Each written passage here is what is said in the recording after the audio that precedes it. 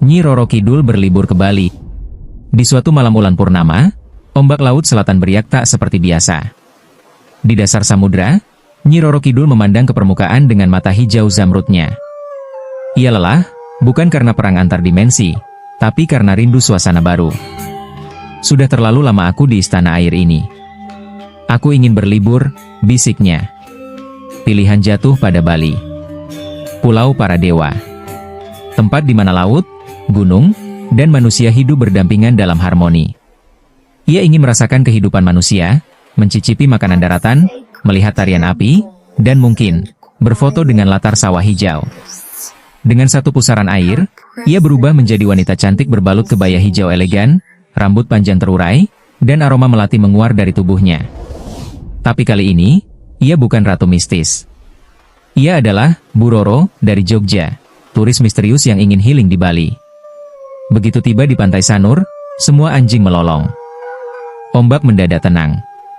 Namun manusia hanya melihat sosok wanita anggun yang melangkah pelan di pasir putih, mengenakan kacamata hitam dan membawa payung kecil berwarna hijau. Ia menginap di sebuah villa mewah di Ubud. Para pegawai hotel langsung merasa hawa dingin, tapi tetap melayani dengan ramah. "Ibu dari mana?" tanya resepsionis. "Dari selatan, agak dalam," jawabnya dengan senyum misterius. Hari pertama, ia mengikuti kelas yoga. Begitu ia duduk dan bersila, semua lilin dalam ruangan langsung menyala sendiri. Guru yoganya merinding, tapi tetap melanjutkan. Saat sesi meditasi dimulai, semua peserta merasa seperti melayang di atas ombak. Malamnya, ia pergi ke pasar seni. Ia tertarik pada lukisan Barong dan Rangda. "Mereka masih hidup ya?" gumamnya, membuat pelukisnya menelan ludah.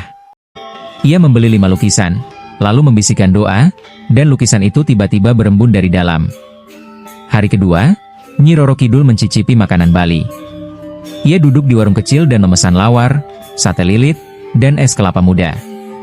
Begitu ia makan, angin lembut berhembus, seakan para leluhur ikut mencicipi bersama.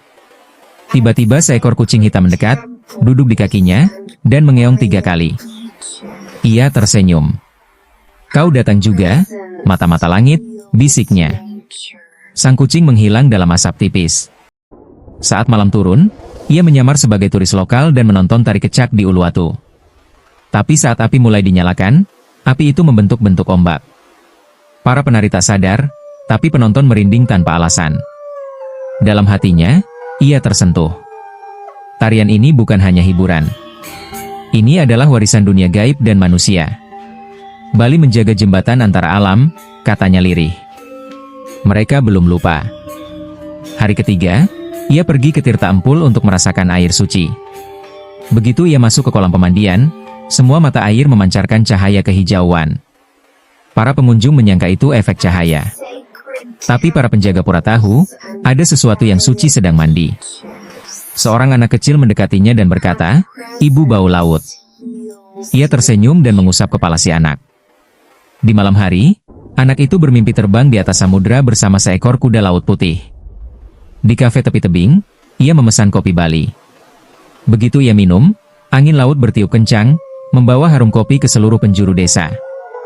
Petani kopi bermimpi tentang panen melimpah. Dan keesokan harinya, kabarnya benar terjadi. Saat mengunjungi Pura Besakih, hujan turun. Tapi anehnya, hanya ia yang tetap kering. Pelinggih-pelinggih bergetar pelan.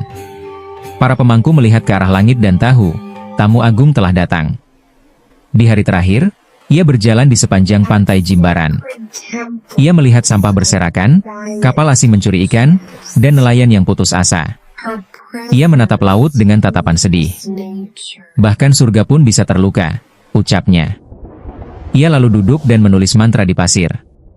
Ombak perlahan datang dan menghapus tulisan itu. Di saat itu, langit cerah kembali. Para nelayan keesokan harinya menemukan laut kembali ramah. Malam terakhirnya di Bali, ia berdiri di tepi tebing, mengenakan pakaian kebesaran hijau. Burung hantu, anjing laut, dan kunang-kunang berkumpul. Ia menyanyikan lagu kuno, dan suara itu menggema hingga ke dasar laut. Dengan pusaran air kecil, ia kembali ke bentuk aslinya. Ia terbang kembali ke laut selatan, meninggalkan jejak aroma melati, bulir pasir emas, dan mimpi indah bagi mereka yang melihatnya. Bali tak pernah tahu benar siapa tamu agung itu. Tapi setelah hari itu, laut menjadi lebih bersahabat, alam kembali segar, dan mimpi orang-orang dipenuhi suara wanita menyanyi dari laut yang jauh.